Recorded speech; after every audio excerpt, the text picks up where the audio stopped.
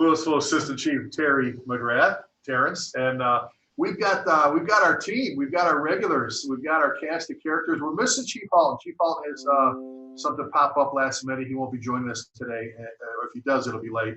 But we've got Chief John Salka, Battalion Chief John Salka, retired from the FDNY, and Chief of the South Bloomingdale Fire Department in Orange County, New York. And we have Chief Scott Thompson from the Colony, Texas.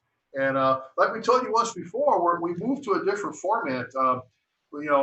Anytime we have the five of us on one of these shows, we always have fun, and it's unscripted. We throw a topic out there, and we run with it, and we have fun with it. Kind of like John, what you and I do at Old School. We just talk about, hey, what are you going to talk about, and we press record, and off we go. So we made the move to go with the five of us, and every now and then we'll have an outside guest, someone that'll join us. With a particular subject we want to cover. But I know Terry and I were both excited about this, and we were excited that John decided to jump on board with us as a regular cast member. And Scott, you've been a regular cast member, right? I was joking for years, and I said, we just ought to get Scott his own show. Yeah, I mean, right? He's been doing this so well. So great to be here.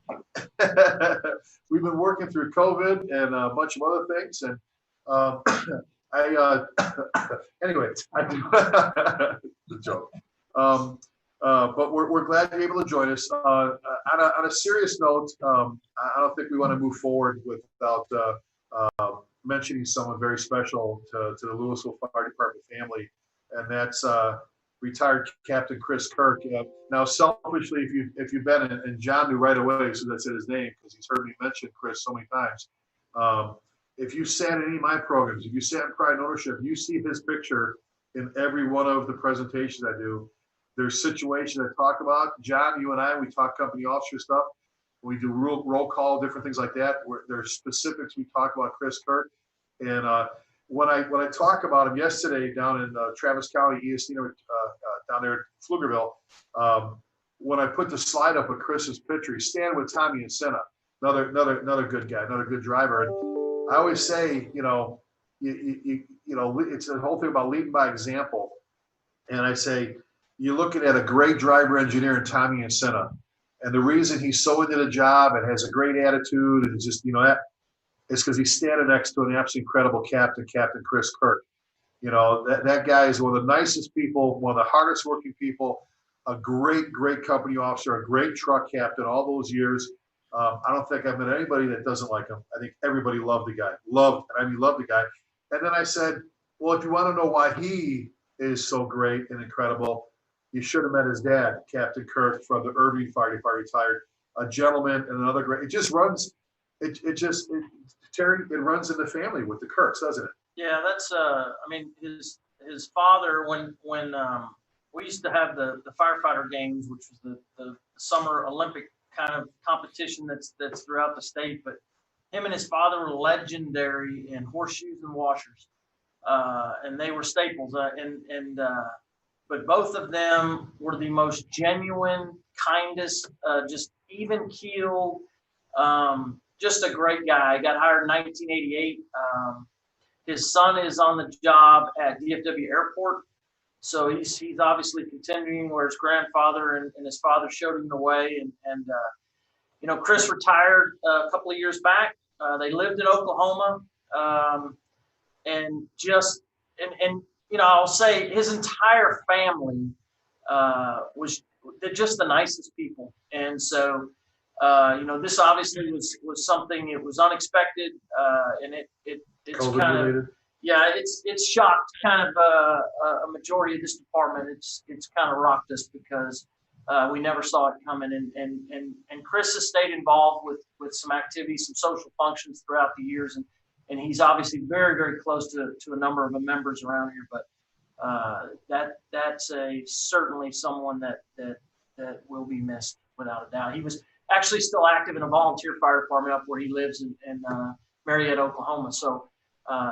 He left here and continues to serve, but just a great family, a great person, and he will for sure be missed. He'll be missed. A great guy. And John, as you guys always say in the FDNY, we'll see you on the top floor, right? We'll see you on the top floor. We'll see we'll see Chris again. What a great guy. God bless you. We miss you. Rest in peace. We need more company officers like Chris Kirk. We need more leaders like him in the fire service to do their job. So, hey, Scott, you came up with an idea a while back. You came up with a couple ideas and you bailed on us. It was last month. You just took off. Did something with work or with family or some weak excuse or something. But no, so you came up with a couple great ideas. It's something that we've all talked about before. And the topic that we threw out there, Terry and I threw out there, Scott, was who's responsible for morale in the fire department. And we were kind of talking about some things ahead of time, but kind of walk our viewers and our listeners in some cases through what spurred that idea. Because, it's always like, well, we saw a fire and they weren't throwing ladders, right? So we want to talk about ladders. Or they didn't stretch a line, we talk about that. Rattle off. I mean, what made you think about, this whole, who's responsible for morale in your fire department? Well, actually, I saw something on social media a couple weeks back with a chief of a big department who was speaking at a conference. And he said, just, as clear as day, I'm sure he's a great guy. I don't know him personally. I'm not, as the fire chief, I'm not responsible for morale. And he goes on to say, I buy them engines, I buy them the best equipment.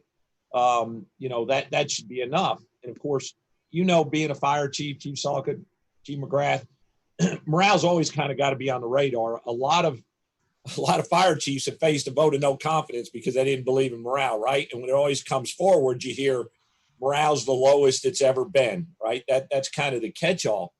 So that got me thinking about it. But then the follow-up from that and seeing all the comments, there was a clear separation that there are those, depending on your level of the organization, who believe that the person who is over that, and morale can affect a fire company, a firehouse, a battalion, division, or the department.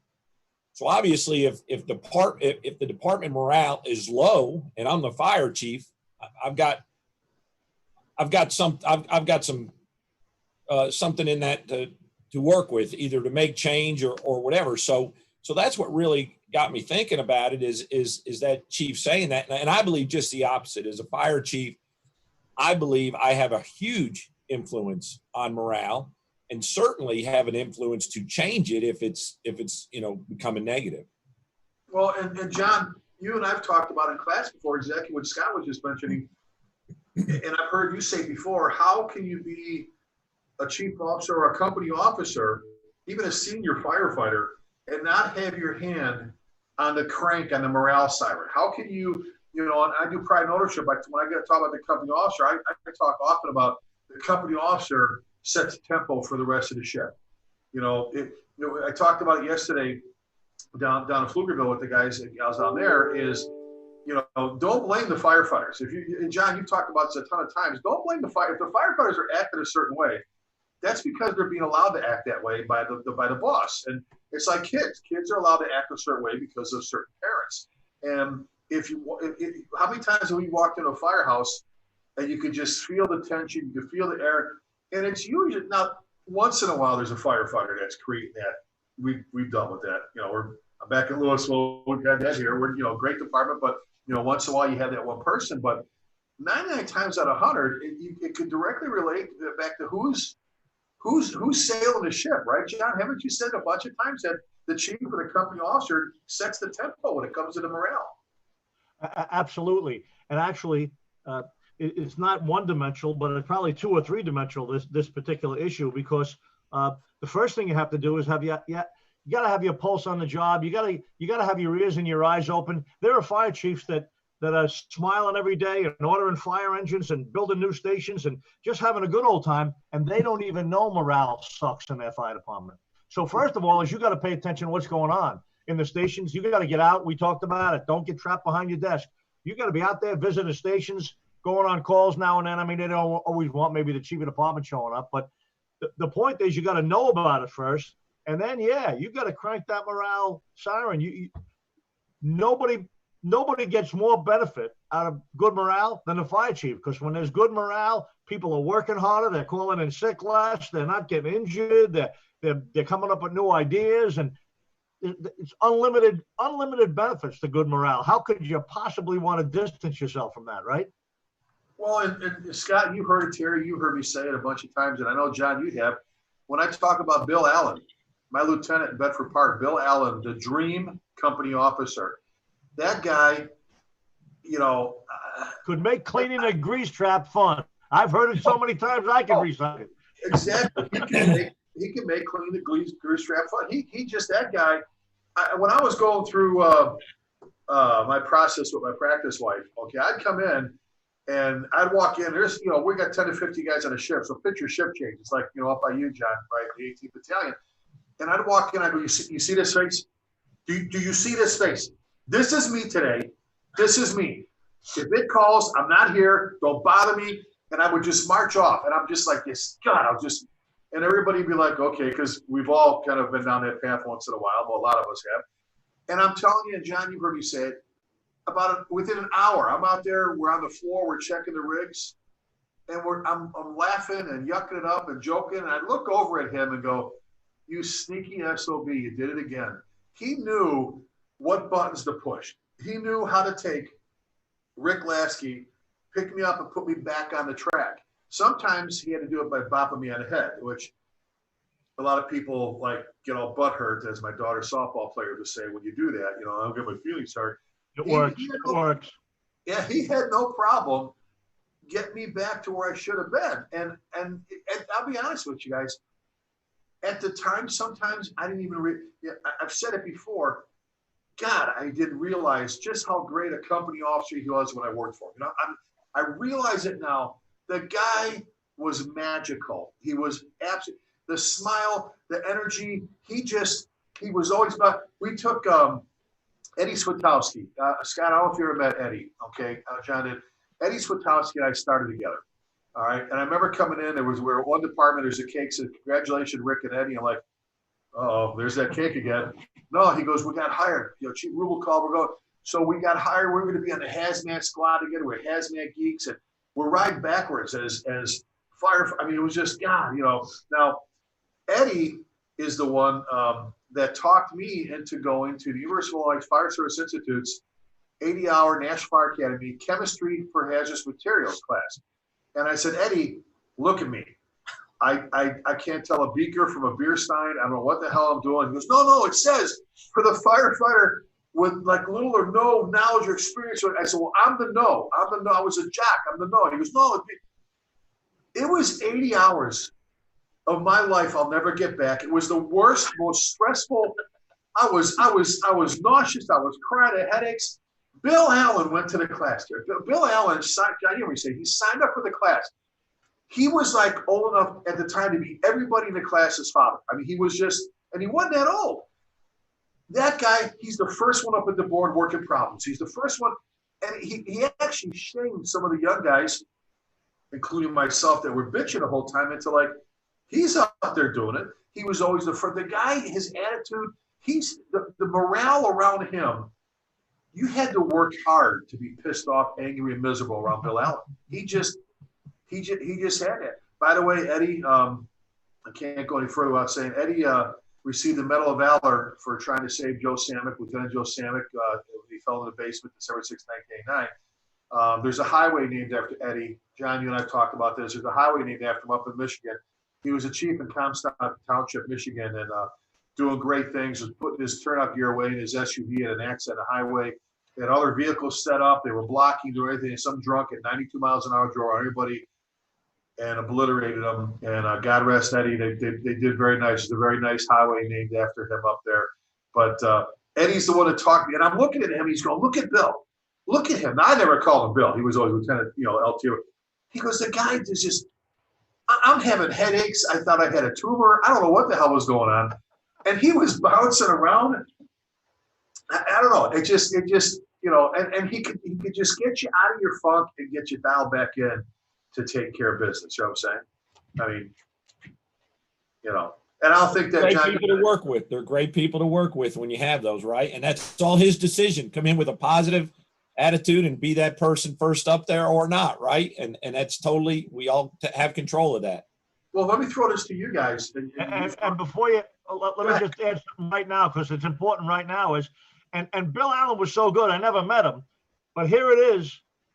here it is September of 2020. Bill Allen is still having a positive impact on the fire service through you. It goes to show you, it just keeps on carrying on.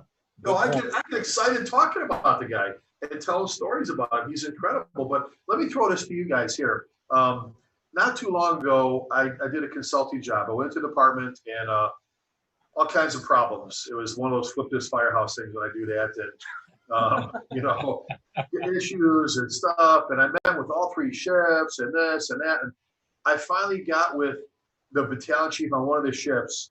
And he sits down and he goes, okay, good. He goes, you met with all my guys, right? I see. I goes, okay, who do I have to start working on right now? I go, you. And he goes, what? I go, you. I said, you're the cancer. I said, look, I'm the most objective person you have here. I don't have an order water. I don't work here. So I can be objective. I'm in the peanut gallery. You guys are afraid of you. When you make your rounds, you show up at the firehouse. They're scared of you. They hide. They go, here he comes. You kill morale before you even get out of the car. So let me throw this to you guys. How important is it for everybody here that has battalion chiefs, all right? John, all the years your battalion chiefs that worked for you when you're the battalion commander, 18th Battalion, how important is it for the chiefs when they're making rounds to keep morale? I mean, this is a great opportunity to go in and kind of fix stuff, blow the balloon up, whatever you got to do to get the guys back on track instead of like this guy. I mean, you think you've been there, right? You're, oh God, here he comes. Everybody run. Everybody, you know, you don't want to be that person, you know, right? So let me throw that out to you guys about how important that is with the battalion chief making rounds. Yeah, I know in this organization, I think it's imperative. You know, I think there's a lot of personal relationships that come into play here. And so I probably take a little bit of an outside stance when I talk about this holistically about morale, because I think everyone has a stake in this. It's not anyone's responsibility to make you happy. Now, that being said, doesn't mean that it's enjoyable to work for a certain type of person. But I can assure you, I've worked in small organizations, big organizations. I've worked for this city, other cities. Everyone's always looking over the fence at someone else's yard. And I can assure you that whatever awesome things you see over there, they're looking over the fence at your yard. So with all that being said, I do believe that everyone has some accountability in this to make sure that, and for me, and like getting back to the battalion chief, at that level, and I think at our level in administration up here, for me, I look at this to say that one of our primary responsibilities around here is to make people successful. And I think by making people successful, you're addressing things like morale, because what you want to do is, you know, you want to give them the fire trucks and the cool t-shirts and those sort of things. But at the end of the day, you want to make sure that they have every opportunity they can to come in here and to achieve the things that they want to achieve in this job. There are those that come here and they just want to hang out, ride a fire truck, listen to siren, or it's cool because you get 2 days off, or whatever the reason may be. But the bulk of the people that are here come in and they want to solve problems, and they want to be empowered to solve problems. And I think, to me, that's a huge part of having a satisfied workforce, and those guys that enjoy walking through this door, because they know that as soon as they walk through the door, they're in an environment that feeds what's fueling them in this job, in this career. Well, Terry, go ahead, Scott. Go ahead. That's a great point, and it deviates from your question a little bit, Rick. But so it's not our job to make them happy, but look at all the things that we do that detour exactly what you explained. The firefighter that wants to come in, wants to be a problem solver, wants to do a good job. That's what we hired them for. That's what we look for in the interview. And then they come in and either as a fire chief or as a battalion chief, company officer, we do things to derail that passion, derail that interest. So to me, morale is more about the boneheaded stuff that we do that cause good morale to go bad versus trying to make everybody happy. And Rick, to answer your question, you know, the battalion chief a lot of times is the conduit between admin and operations. So you know how that battalion chief enters a fire station and communicates the message from the fire chief, from the division chief, is going to make all the difference in how that's received. You know, oh, we got something, you know, this is more work, or this is stupid. Oh, this is another one of the chief's harebrained ideas. Well, right away, that's going to set the tone, and that's going to impact how those people receive it and then pass that information forward. So I think the battalion chief, is huge in maintaining at least the positivity that's there. Maybe not always working to make it better, but let's prevent it from making it worse. Well, let's take it a little more globally, even beyond the battalion chief, Scott. And John, how many times we've talked about the Timmy Clints of the world that worked for you in 88 Engine, the Joe Precipios, and then the Captain Leisure and all that stuff. But walking in and taking care of business and keeping your people, there's only so many material things before you walk in. And when you got an officer or a leader who's bitching down, John, we've talked about the video from Saving Private Ryan. I mean, nothing kills morale more than a lieutenant or a captain or a chief. Like Scott, you said, battalion chief, hey, what's up, chief? Oh, geez, I just left headquarters. You wouldn't believe what that asshole wants to do now. Blah, blah, blah, blah, blah. John, how many times have you talked about how much of a cancer that is when you've got someone who's bitching down to the troops? Absolutely. And that ties in with what we were all just saying about personal relationships and about making people happy and comfortable in their work environment as a starting point. That always makes it easier for people to enjoy what they're doing. And once people enjoy what they're doing, like I always say, oh, you never work a day in your life if you love what you're doing, right? So obviously having that positive attitude just brings everything up. 10 points, 20 points, whatever your gauge is, right? That personal relationship thing is interesting as well. And I can't say, to tell you the truth, I don't really know. I could name the guys that I have personal relationships with over my 33 years in a job. I could name them, and it's not that many guys, right? But I think the relationships that we have as company officers, captains, even battalion chiefs, there's really different levels of relationships. You know what I'm saying? Like some people get to level 3, and they get to be a buddy. Maybe you even see them off duty, right? You go out with them. Maybe you go to their house now and then. Then there's these other people lower that you might feel a little closer to them and kid around. And then there's a bunch of folks that you have a professional work relationship with, and you enjoy each other's company. But I'd never see them outside the firehouse. They'll never be at my house. I'll never be at their house, right? So it's not deliberate, but it's quite complex, actually, these relationships that we have with people. But somehow, as an officer or as a boss or somebody in a leadership role, you still want to have a positive relationship, and you want to have a positive impact on all the different people that you have these relationships with. So that, and again, what's the goal? The goal is for the job to get done, better and safer and faster and more enjoyable and the cheapest way possible. I mean, all those other factors that all play a role in it. However, there's one thing that I do want to say is there's a lot of guys. I met a lot of officers in my time on a job, and some officers are just, happy-go-lucky, and change when they change and do what they do and turn out when they turn out. Some guys are at the other end of the spectrum, are a little bit more rigid, a little bit more stern, a little less smiling, a little bit more work. And there's something to say for all of those things. I don't know what the mixture is. I don't know what the recipe is for you or for me, but everybody's got a different combination of skills and abilities that they practice. And some people, I've worked with some bosses that I absolutely loved working with that I never saw smile. And I never expected to be invited to their house, and they weren't coming to my house either. And they were great captains. And I worked with some captains who were the funniest, happiest guys in the world, who I knew I'd be laughing my ass off all day, but I didn't want to get in trouble inside a burning building with them.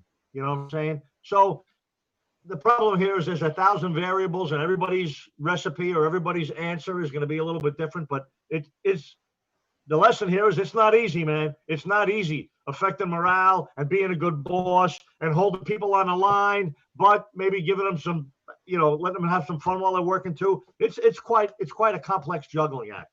Well, I'm glad you brought that up, because never once do you say it was about new firehouses and new rigs and all that, because all that's nice. All those things are nice while they're fresh, and Scott,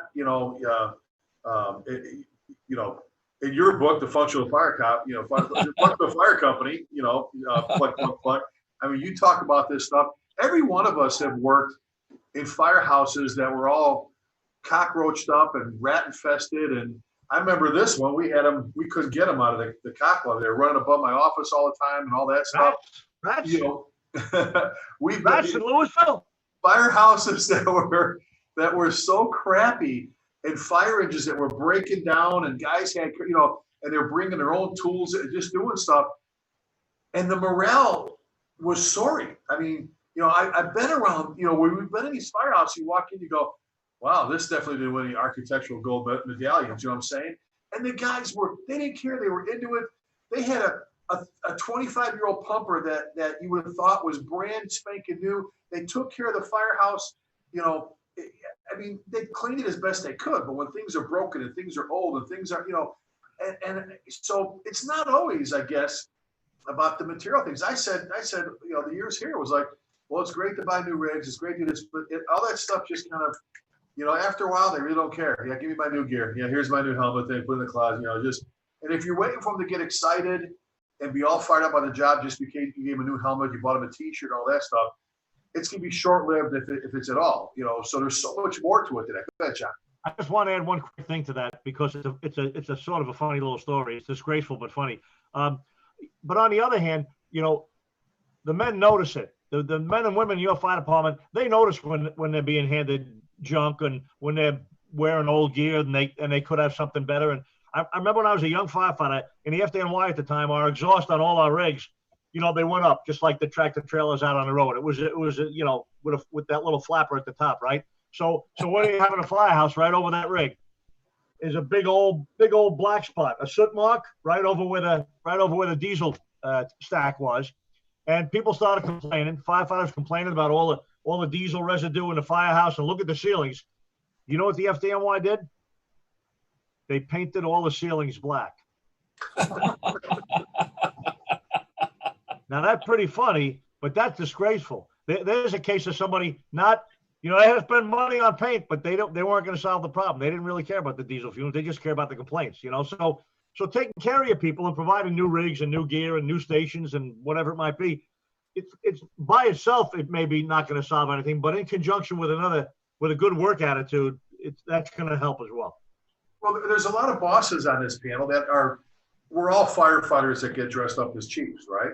So let me ask you guys this, so how do you handle that guy or gal, the morale killer? How do you, whether it's the firefighter who just is this one person comes in and then they're worse at ER, the ER on steroids. They come in and they just kill morale, or the company officer that comes in is lazy, doesn't want to train you, hides, doesn't want to do. The guys are like so frustrated because they want to go out and train, want to do stuff, or the chief that's just, how do you, let's talk about the firefighter. How do you deal, let's break it down, I guess. How do you deal with that firefighter? I'm just saying Louisville's a great fire department, great people, but with the big department, you have some challenges once in a while. And I remember when I was here, we had a couple of people out of all the great guys and gals that they just weren't there, man. They just weren't. I think that scenario, I think a senior firefighter is your go-to person to sometimes you got to sit somebody down and tell them, hey, you're not, your mom said you're special, but nobody else up here thinks you are. So I think sometimes, it's that heart-to-heart conversation. And you know what? I think it's a huge disservice, especially at a level like when you have a person, and so then you send them to a station out here because you don't want to deal with it, right? So I'll send that guy out to, Station 8 because I don't have to go out there very often. And there's only a few firefighters at Station 8. And so if I can minimize that person's exposure, that makes my life easier. And I think that's an important part of this. This isn't about passing the buck. I think your senior firefighter deals with that firefighter. I think the captain's plugged into that scenario and knows everything that's going on. But that's a situation where you step back and say, listen, I need your help on this one. Handle that guy and get a handle on it. And I think in some environments, you don't need a station officer. You have to say that. That guy knows that that's his role to handle that. That senior firefighter. Yeah, we talk about that. Absolutely. Senior firefighter can get away with a lot more than we can, right? They can grab somebody and go, come here for a second here. You know what, dude? I don't care about hurt your feelings right now. You're making everybody here is miserable. And we've had that. I mean, John Copeland around here, which John's as good as they come in that role, as well as every other role that he fulfills in this organization. But he's done that, and I'm telling you, John Copeland looks at me and says something, I get scared. I'm like, I'm sorry. What did you say? Because I didn't mean to do it. I mean, but John's that kind of guy, and but you know what? John realizes how and appreciates how much he has in this job and this career. And so that's why it's important to John. And so he doesn't want that person to stray so far or to tarnish what he appreciates so much and what he works for. And man, that's a tremendous asset to have. Those are great points, Terry. You know, the senior person for sure, but then the men and women in the organization who see what they have and have the courage to step up and protect it. You know, I when it gets to me, you know, it's a problem. And I have a whiteboard in my office, and I'll sit them down and I'll say, okay, there's two things I can't control: how much money you make and how many fires we go to. We can talk about everything else. So what can I put up on this board today? What can we start working on that's going to cause you to be a little bit more engaged, to contribute a little bit more and whine just a little less? And what do you think the answer is most of the time? Oh no, you know, everything's good. You know, I'm fine. Some of it is the group, obviously the individual. You know, we know those people, no matter what you do, they're never going to be happy. The key is those senior people not letting that overtake the company and become the dominant influence. You know, that's the key right there, Terry. You made a good point on that. And you know what's interesting is, and Rick and I have talked about this in our leadership classes and many other programs, is you could have staffing. You could have 4 folks on duty in an engine or a truck somewhere or a station, or maybe even 8 people if there's two apparatus there. And you could have one sour guy there. You could have one guy there with a chip or with a bad day or bad attitude. And I'll tell you what, I don't know why it is. There must be some scientific answer for this, but one guy or one gal with a real negative attitude just somehow drags the whole place down. Everybody's down 2 or 3 notches for the day, you know? And you'd think the 5 guys that really love the job would drag this guy up, but somehow it just doesn't happen. So another reason you really have to address this. You can't ignore it because it impacts negatively upon even the folks that are trying to keep a good attitude or actually have a good attitude. Well, and Terry mentioned it, you know, that sometimes you have to have that talk with the person, and every one of us have had that. I know we're talking, as soon as he mentioned, I went 1, 2, 3, 4, 5. I can remember 5 times. I got promoted to BC in 1994. You know, so I've been a chief. I can remember 5 times since then I've had to have that talk. And you remember a couple, where as the chief of department, where I've gotten someone and said, okay, come on over here for a second. And we're sitting on the bumper of the rig going, look, it's not one of the assistant chiefs. It's not one of the division chiefs or the battalion chiefs. It's not a captain. It's not a driver. It's the chief of department right now is talking to you. And I need you to listen to me. And I start off by I got a question for you here. What am I doing wrong? As the chief of department, what am I doing wrong? Because you're obviously not happy here. You're miserable. You're absolutely miserable, and you're making everybody else miserable. Your own guys don't want to work with you. Oh, that's bullshit. Hang on a second. It's not BS. They were in my office. They'll say, Chief, we can't take him. Well, look, we love him like a brother. We don't like him though. We can't, we love him like a brother. He's, we'll never admit this, but we just can't, I said, so your own guys don't want to work with you. And by the way, the other 2 shifts, when they heard, they're all like, Chief, don't put them on our shift. Oh, that's why I said, you can believe me or not. I'm telling you, there was a reason I'm talking to you. How have I failed you? Why are you so, this is the coolest job in the world. Being a firefighter is the coolest job in the world. How have I failed you? If you're not happy here, let me know. And we've talked about a couple of these guys, Terry, while we work together as command staff, about let me know. I'll help you. Do you want to go somewhere else? And it wasn't I'll fill out your application for you kind of, but no, what do I have to do? Do you want to leave and go somewhere else? I'll write you a great letter and I'll work hard.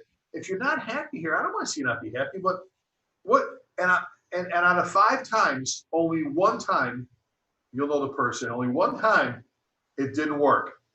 The other 4 times, every time, when you tell a firefighter or an officer that nobody wants to work with them, that's like reaching in their heart, like, what is it, Raiders of the Lost Ark? That's a really old movie for some of you young guys.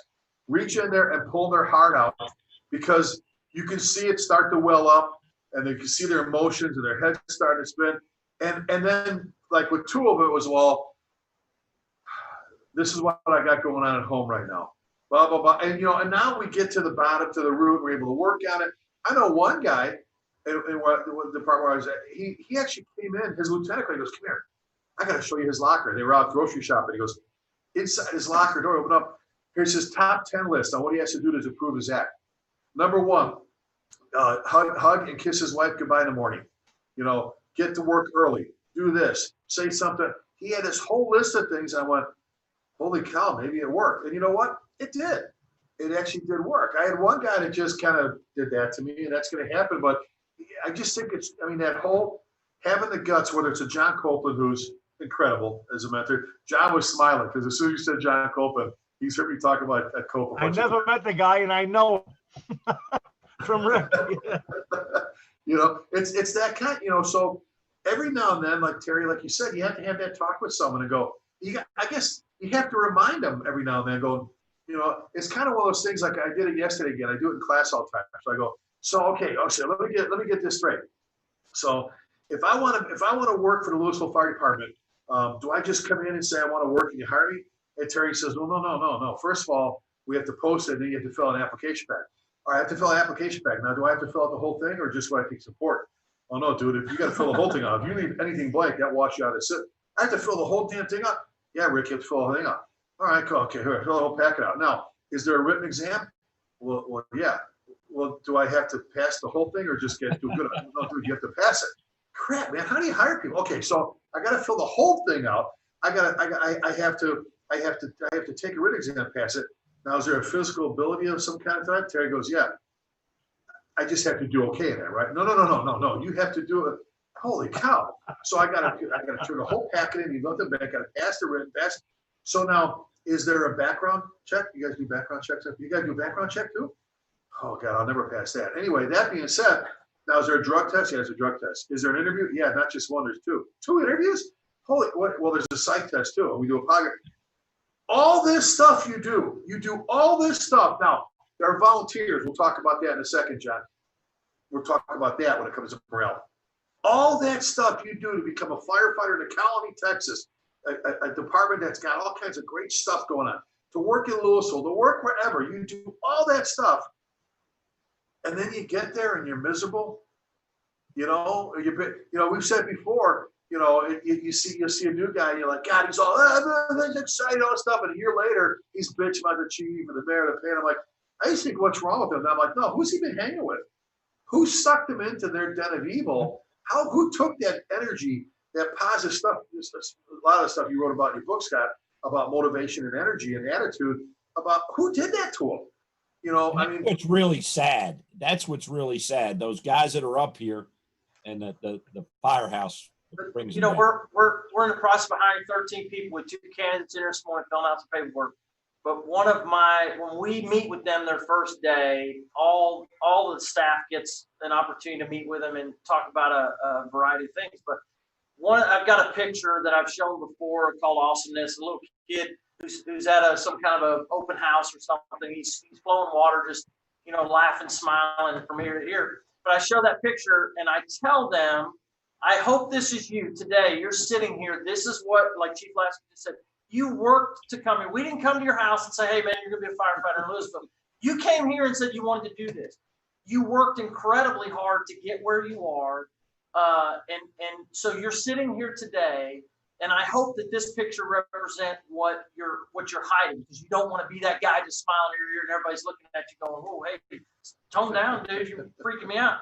But that's what we want in every one of those candidates. But what I tell them is in 5 years and 7 years and 8 years, you're going to hit a point in your life, because I've hit it, where you're going to get around people and you start to kind of fear that way, whatever. Come back to this moment, the moment you're sitting right here today, just overwhelmed at the thought that you have just reached the pinnacle of what you've been trying to do.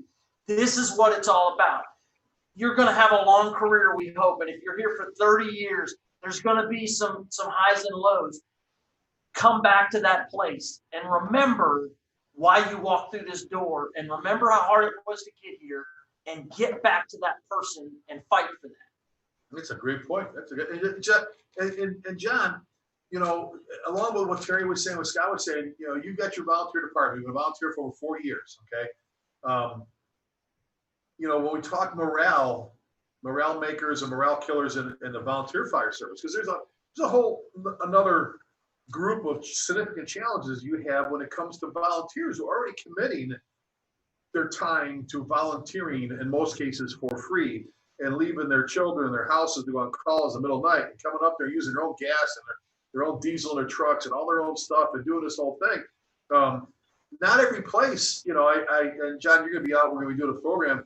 You know, I'm having so much fun when I make Mondays, just going and hanging out with Ryan Fetzer, Chief Ryan Fetzer from the Wichita West Volunteer Fire Department, and hanging out with the young men and women that are doing SCBAs for the first time, and seeing the energy. And, you know, they're all talking about, hey, did you hear, who's got, Iowa Park's got a job right now. They're all talking like they're so into it. I'm going, God, I wish I could just take that and go and put it in a jar. And like you said, open it up later. John, what are some of the things that you try to do or you see in your department or in the volunteer services, as much you've been involved with that, when it comes to keeping morale where it should be, or the morale killers from a volunteer perspective?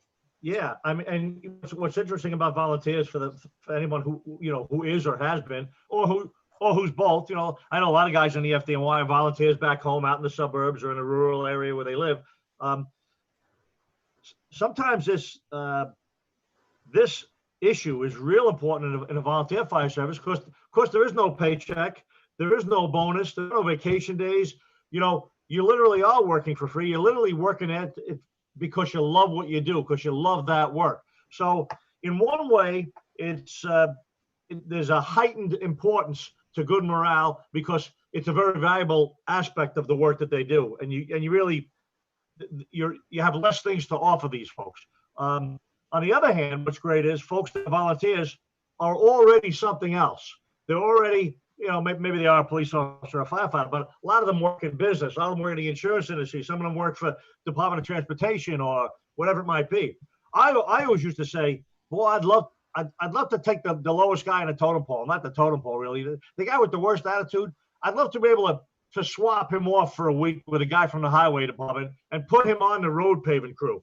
You know, let the guy who's miserable in the firehouse work 5 days in a row paving roads in Chicago or New York City. I'll tell you what, the guy would crawl back with bloody knees to be back in a firehouse and do a shift. And we're off sometimes 3 days, 1 on, 3 off. We got 4 shifts.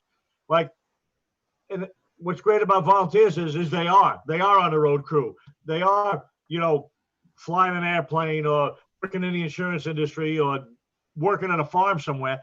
And most of them got legitimate tough jobs that maybe they like, maybe they don't like, but they got that firehouse experience that they really do enjoy. So suddenly that morale thing takes on, as far as I'm concerned, a heightened importance.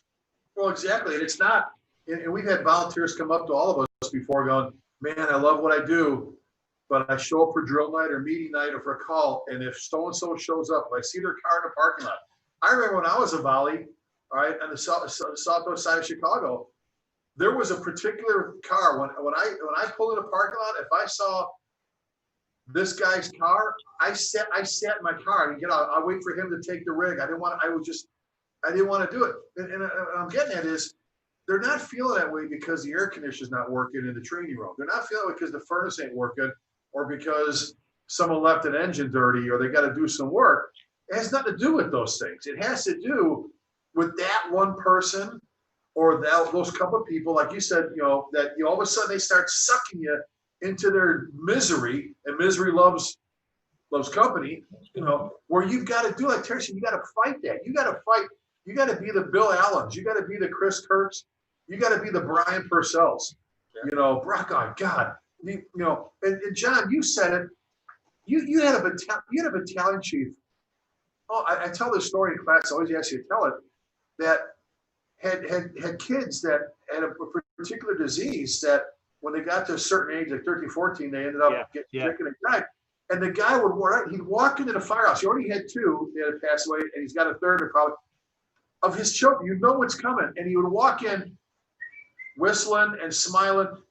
Don't for a moment, if you're one of our viewers, think his heart wasn't hurt. Oh my God. Absolutely. But it was that, right? He'd never let the guy see him sweat. And you'd never know it. Nope, you'd never know it. Somebody say, man, oh man, this chief, a great guy. He lost 2 of his kids already, and the third one's got the same disease, you know. And Probably won't make it past next year. And this guy be in the kitchen either laughing or running a drill or doing something. He was like, not the life of the party. Don't get me wrong. He wasn't the life of the party, but he had a positive attitude and he loved the job, and you would never know it. And then some guys or gals come in there with their heart on their sleeve, complaining about every little thing going on in their personal life. And, those are real things that might have to be addressed or that you might have to deal with, but we don't have to listen to it all day long from everybody, because I always tell everybody, listen, everybody's got stuff going on in their lives. It's the folks that can manage that stuff or put it aside for 6 hours, 12 hours, 24 hours and come to work and have a positive experience, right? Yeah, that guy was amazing. Amazing. Oh, and Scott, how important is it, your expectations for your people, your chiefs and your company officers and your drivers and firefighters? As a boss, you've been a boss a long time. You're not gonna. There's only so much you can do in the way of magic acts that's gonna make everybody happy. There's just some people are just destined to be miserable, be unhappy, or whatever. But this goes back to like a lot of things we've all talked about, and Scott, that you lecture on is, one person, Chief Thompson can walk into a firehouse and he can take that attitude that's right here and just take it and zoom it up there. Just by, I've said before, when somebody comes in smiling, one of the best things I had was a mantra going for the Illinois State Police taught me in training how to use body language, how to use a face, how to give it's called, a lot of our instructors have called it my look, that, Stan Stedman had always said, dispatcher, did you get the look? There's that look again. Sometimes all you gotta do is shoot a look like, really? That kind of thing, or whatever. But little things, and I'll say this, I think a lot of people don't pay attention to how they carry themselves. Like John, you said, they come in with their heart on their shirt sleeve. I used to leave City Hall sometimes and drive around for 45 minutes trying to psych myself up. Like, remember, John, the DIs at Pendleton, right? they show up, the Marine drill, they'd show up. And my son would tell me, he goes, Dad, I'm on guard. And I see them, they pull up at 4:30 in the morning. They're in their cars. Their music's playing so loud, you can hear the window. And they're in their cars going, screaming because they got to go in and get all crazy. Sometimes you got to suck it up. Sometimes you got to go, it ain't all about me. And especially if you're a boss, if you're a company officer or chief, that, your guys are kind of dependent on you. And I'm not trying to sound mean. They really don't care what you got going on. They show up and they want to enjoy their work, and they don't want the lieutenant or camera chief being the one, knocking them down or sucking the energy out of them, that kind of stuff. And Scott, you've seen it. The difference that one of your chiefs or you or one of the guys can make just by a simple smile or just by sitting down going, hey, how's that grandbaby doing? All of a sudden, someone snaps out of their negative thing and they're starting to talk about, John, you and I talk about the corporate classes. Let them talk about their kids select soccer. Let them talk. You'll find something that, Ray Downey, Chief Downey was like that. He could sit down, right, and go, so how's Anthony doing with college? It's his first year, right? I went, first of all, how does he remember the kid's name and know that who school he's going to? But he was amazing. Ray Downey, I think he knew every officer's name. He remembered their wives' names, their kids, what they were doing. He'd walk into a firehouse he hadn't been in a month, and he'd be talking to the guys in the kitchen table. Tommy, your boy's at West Point, right? Yeah, how's he doing? Second year or something? Yeah, Chief. How do you remember that? Yeah, I remember last time we talked. And then he'd say, "And Bobby, how's your wife doing? I know her dad passed away suddenly last year, right? She coming back around?" And I'm like, "How is he doing this?" But you know what? What does that generate? That generates people saying, "This guy cares. This guy remembered my wife's name and my son's in college or my father-in-law passed away. He cares about me." The minute he cares about you, boom, the curtains come down and suddenly there's a little connection there. That's that personal relationship you talked about earlier, right? And you maintain that. That's the link that keeps all the bridges open, It's the opposite, Scott, of it's the dysfunctional fire company. Right. Well, it is. Ran off a couple points on how you can go from being the functional fire company to being the dysfunctional fire company. Well, it's the obvious, but productivity, leave time, just the communication. You can tell so much, like say, just interacting with your folks. And is the communication positive? Is it negative? And I think John had a good point. Knowing your people, we're going to have a lot of times that suck, and we're going to have to embrace a lot of suck. But given the impression that we're all in it together and that you can trust me and that I trust you. But once, it becomes a me versus you, and it's, I talk to about my firefighters like they're inmates, and we don't have that two-way trust, then we start to become dysfunctional. And I even get to the point, sometimes I'll send out an email and I think it's a no-brainer. And I'll go into a firehouse and you can almost sense something's off. And I'll try to figure it out. You talk to the captain, you sit down, you have coffee. But a couple of times I'd pull the senior guy aside and say, hey, man, what's up? What's going on? Hey, chief, that email you sent out about such and such, we're better than that. Or, that kind of had a tone, you don't trust us. And in my mind, I'm thinking, I say, wow, thanks for the feedback. That's information I have to know. But if you know your organization and you know your people and when they're not being right, when they're not functioning the way that they usually are, you got two choices. You can ignore it and it's going to get worse and it's going to spread, or you can dig in and do your job. Leadership is influence, right? We're either a positive influence or a negative influence. There's no in between.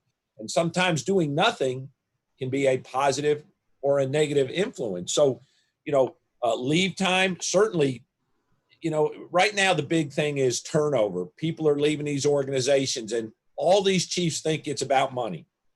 Money is a part of it. You've got to be comfortable. But when you dig deeper, it's morale stuff. It's toxic leadership. There's no purpose in the organization. A shift hates B shift, hates C shift. And the negative communications has been allowed to run wild. So all those, productivity, guys taking amongst themselves to solve a problem. They don't have to be told. They just do it. And they're not leaving it for the next shift. They're taking ownership based on where they are in the organization, a new firefighter, senior man or woman, the company officer. So all those things, it's kind of like the old 4-barrel carburetor. You remember you had those, you had to always mess with them just to get it just right. It was either too rich or too lean. So you always got to kind of tinker with it when you see something's out of whack. If you want everything, and not everybody's going to be happy, but try to do the things, prevent doing the things that's going to make them miserable. And I've seen departments, we've all seen them, that were, everybody wanted to work there and they went to nobody want to work there. And the only thing that changed was the chief.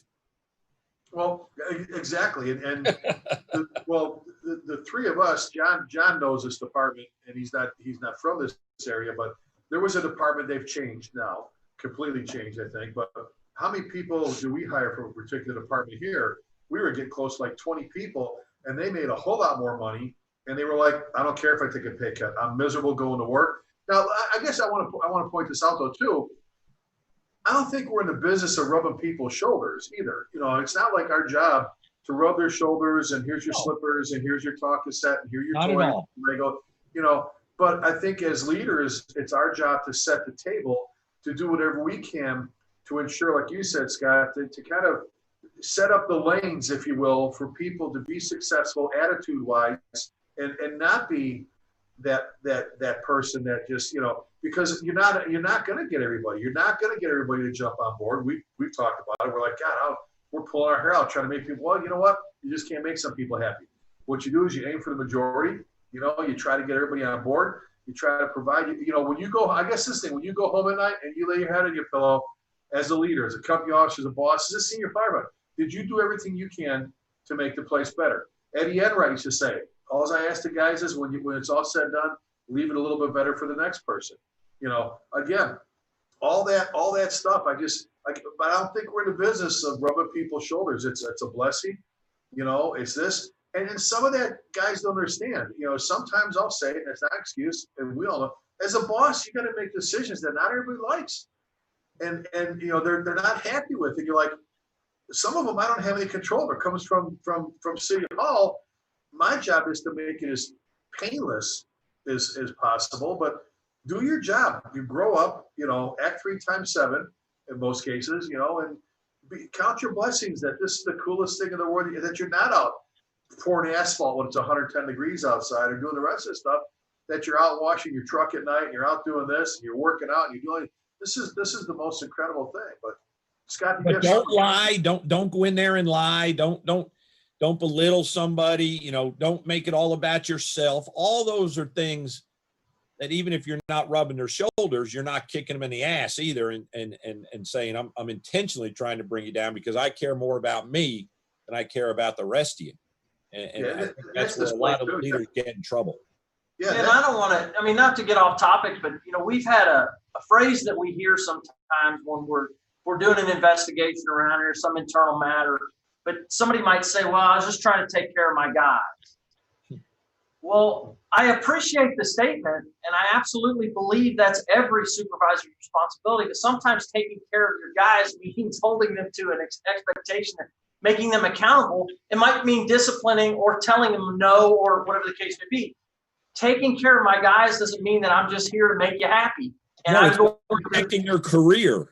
That's exactly right. And so, we've all heard it a million times, but until you hear it, so growing up or coming through an organization, you hear it, you see it in books where people say, kids need boundaries. You've got to establish boundaries. But we see parents that don't have any boundaries. But when you come to work and you say, you know what, people want to know what's expected of them. They want to know what and so, but there are people that adopted that idea that, well, no, I mean, we just kind of let things go as they go. But I've heard it 50 times in the last 5 years where, people around here that I respect immensely at a station officer level say things like, hey, we want to know what the rules are and we want to be held to those rules. And you don't often hear that from people, but there's a lot of truth to that.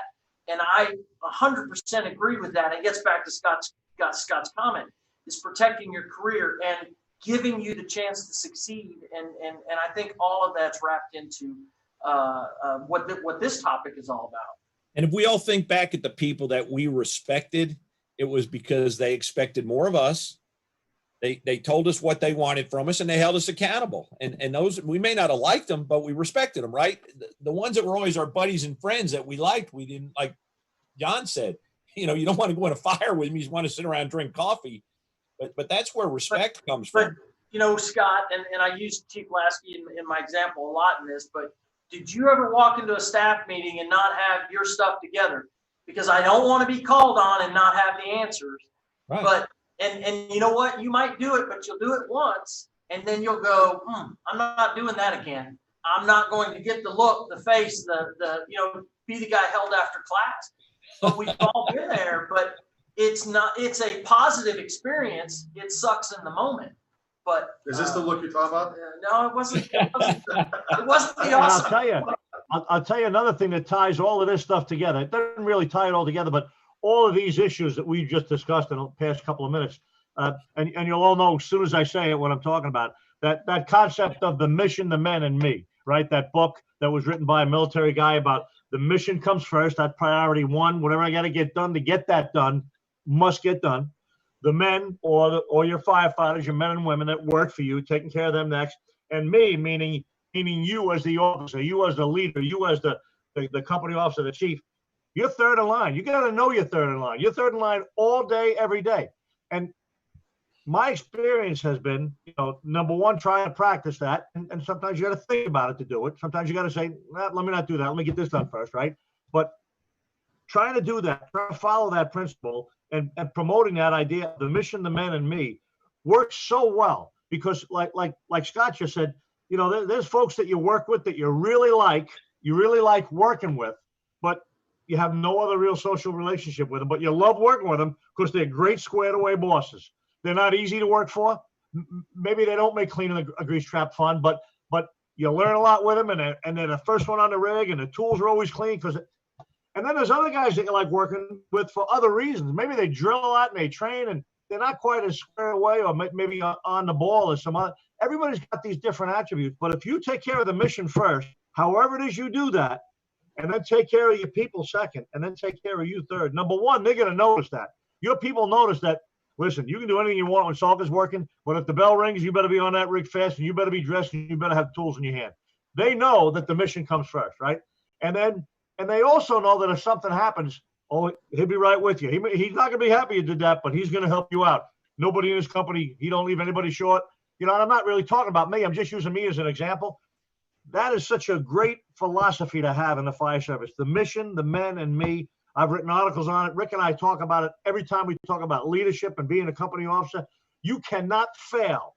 You cannot fail as a company officer if you adopt that policy, the mission, the men and me. It's just, I think, one of the best concepts I've ever heard, ever, as far as being a boss in the fire service.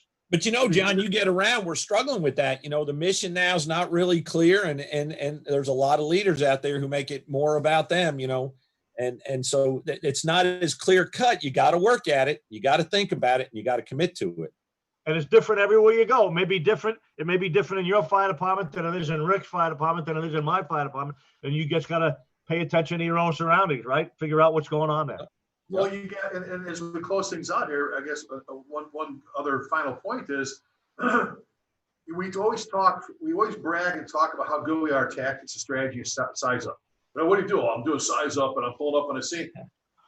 Where we suck at that is in sizing up our own people. Scott, you mentioned the whole sizing up our people, sizing up the fire department, John, like you said, because every department's the same. It's 52 and 25 are the same, but they're different. It's every department's the same, but every department's different. Everybody, what one department's going through now, this department went through 10 years ago, and this department's going to be going through in 5 years, and it's kind of cyclical and all these different things. We brag on how good we are at size up. Where we are deficient is when we sizing up our people, sizing up our department, sizing up our people's needs, the mood, everything. It's one thing to be so consumed in your job and coming from City Hall, working on budgets. That it's like here, Scott, you were here for a long time, Terry. I know I tried to push it where all our day chiefs, it was like, all right, work a couple times this month. Where you go? Which firehouse you go to? Have coffee with, bring a ice. Get out, as John would say, unask the office chair, unask the seat, get out from behind, go out there and visit, talk, put down your stuff, it'll always be there, and stay, because it's so easy to get sewn in behind the desk that you kind of forget what the needs are, and you forget what it's like out there, and then you become kind of separated. So I think Mike, I'm going to throw in, and I've said this before, but I love to say it, in our first day, our first conversation working together, you were from your part of the country. I was raised in Texas. I remember saying, boss, I don't know how you do stuff. It's going to take me a while to learn and get up to speed. And you remember what you said? You said, take care of the guys and we'll figure the rest out. It worked. I used to do that in class. I used to call Terry. I used to call DB in middle of class. I go, there's one rule, Lewis, besides our pride, honor, integrity stuff. Hang on a second. Pick Chiefs 2 through 9, Chief 3. Hey, DB. Hey, boss, what's up? I got you on speakerphone. I'm in class. Yeah, what's up? All right, besides the whole core value thing of prior, what's the big rule here? The guys come first, Scott. He said the guys come first. Okay, Daryl, thanks. And you're right. I think everything else falls into place when you take care of your people. When you're working on good things. I think the morale, like we're talking about today, the morale plays into a more positive direction. You're not going to please everybody, but when the troops know that you care about them, when they know that you have their best interests first, the Marty Monaghan's, John, of the world, that you brag on Marty, always put his people first. Scott, you're right. It just kind of like foams out on a hazmat spill. It covers everything very nicely. And if my people don't like me because I care about them, I can live with that. That's a great point. That's a great point. Hey, that's it, guys. Let's post things out here. John, email if they want to get a hold of you, Chief Salka. ChiefJohnSalka@gmail.com. All righty, Chief Thompson. S. Thompson at thecolonytx.gov. My partner. T. McGrath at cityoflouisville.com. And mine's easy too. It's chieflasky@gmail.com. We want to thank you for joining us again. Tuning in, spread the word. This is recorded, so you can show it to some other people later on if you want. You can always catch some great Humpday Hangouts here on Wednesday, noon Central, 1 o'clock Eastern time. Check out the podcasts throughout the week in the evening. Great stuff going on there. We always ask you, when these shows, to please keep the men and women in our armed forces in your thoughts and prayers. Along with that, please keep the men and women in law enforcement. They need us more than ever right now. We've always talked about our brothers and sisters in blue. It's time to step up and truly be that brother and sister for those that are wearing that star and that pistol. They need our help more than ever. So thank you. We'll catch you next time. Be safe.